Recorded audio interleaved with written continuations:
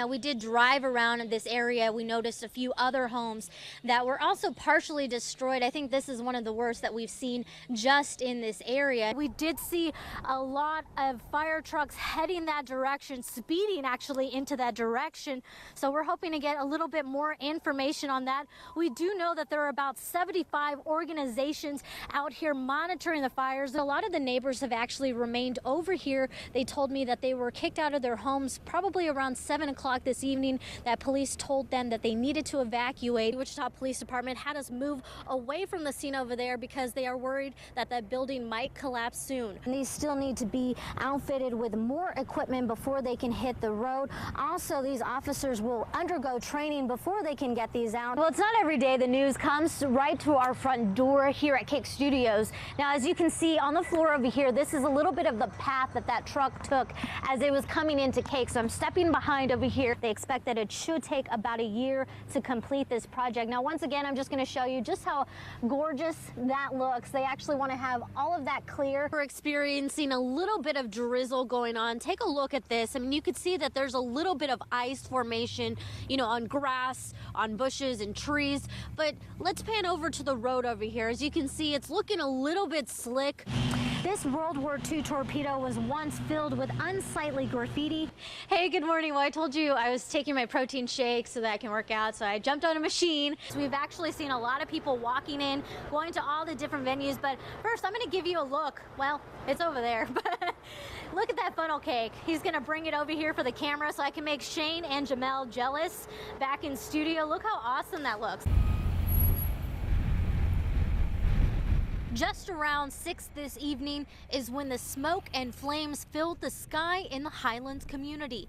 You could feel the heat, fire crews rushing from home to home, making sure people in the line of fire were out and gone. Those flames over there are really high. Look at that. I just saw a fire truck come by and I saw flames up there about 100 feet in the air or so, and thought I'd turn my sprinkler system on. We are in the Highlands area, actually near the golf course on Snoqualmie Street. As you can see behind me, the wind is billowing. There is a lot of smoke in this area. You can see the flames over there. I mean, just about an hour ago, that is when the wind really started to pick up and we saw a lot of that heavy smoke and even that white smoke. And then that's when we saw a lot of the flames just erupt into the sky. KAKE News caught up with residents panicking and evacuating the area. Bonnie tells us the flames were too close for comfort. We just looked out the door and saw it and started grabbing stuff. Terry Galen and Cindy Cox had their pet and family loaded into the vehicle, ready to get out. I am shaking like a leaf right now. We went upstairs and opened up the back door, and I mean, I got a picture on my phone that was pretty scary. Right across the road, just all orange, just fire. Both watched as flames got closer to their home, worried but thankful to be out. Please be I wanted safe. to see our house, see if we still had a house. We got our pet out and you know, family's out, so the rest of it could be replaced. When Napier's family found out that Whitlock only served 2 days in jail, they were furious. They tell KAKE News Whitlock deserved a harsher sentencing, especially for not coming forward until 2 years after the accident. Jeremy Napier's brothers and sister can't help getting emotional looking down at his headstone. They wish he was still alive. He was killed in a hit-and-run accident in 2014. It took authorities nearly 2 years to arrest the driver. Well, Jeremy lost his life. Kids lost their dad. Kids lost their dad. Jeremy lost his life. Carrie Whitlock was behind the wheel of the car that hit Napier, but the Sedgwick County District Attorney's Office had a lack of evidence that something criminal took place. He wasn't charged with killing anyone.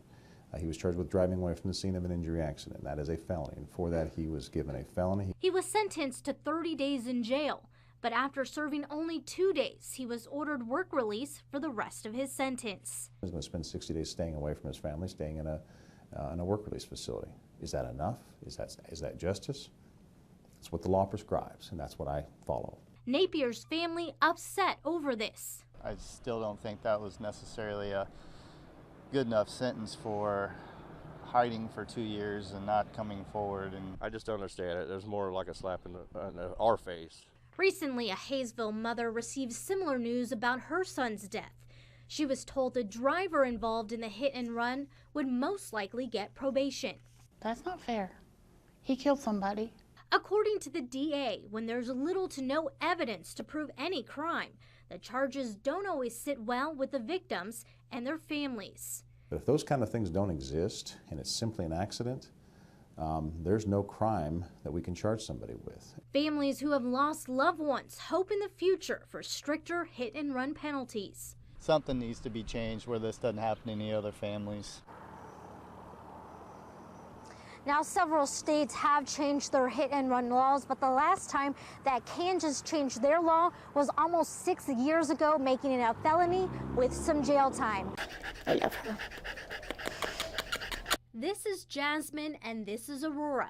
Both puppies are reunited for the first time since they were found roaming the streets with their ears cut off. They were only 8 weeks old at the time. These guys were in pretty bad shape. There was quite a bit of blood. It was cold outside. It was probably about 20 degrees, I would say. Two local organizations, Beauties and Beasts and Canine Karma, came to their rescue. They tell KAKE News whomever did this most likely cropped their ears so they would look more aggressive when they're older. It's a shame that somebody felt that that's what they had to do to them to make them look fierce, was to chop their ears off. I can't imagine what these guys had to go through. This isn't the only case Randy Carter with Beauties and Beasts is dealing with. Last week, we reported on a possible animal abuse case involving a pit bull named Blue. Carter says the job never gets easy. I want to be immune to it so it doesn't hurt so bad, because it does hurt. I just don't understand it. How can you take something so fragile and force it into so much pain? Right now, this case is still being investigated by Wichita Animal Control. Come here. Despite the torture, these two pups are full of energy. It's insane how attached we get to something. They're doing great, as you can see. I mean, they're fully healed now. She's a good girl. In Wichita, Monica Castro, KAKE News.